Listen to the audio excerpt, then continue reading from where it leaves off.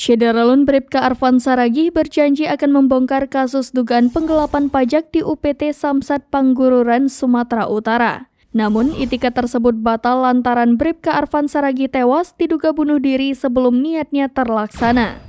Hal tersebut diutarakan kuasa hukum Bribka AS, Fridolin Siahaan saat ditemui awak media di Bareskrim Polri Jakarta pada Jumat 24 Maret 2023. Diketahui polisi mulai menyelidiki penggelapan pajak 2,5 miliar rupiah yang dilakukan Arfan dan sejumlah pegawai Bapenda.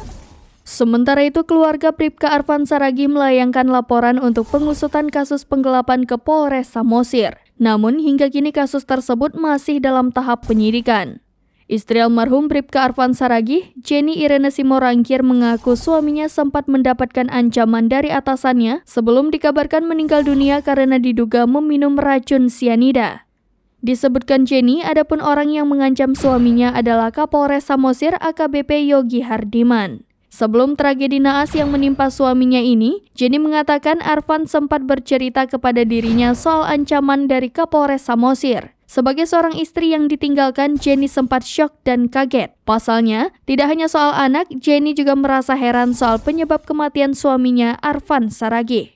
Jenny meragukan penyebab kematian suaminya yang disebut tewas bunuh diri adalah karena meminum cairan sianida.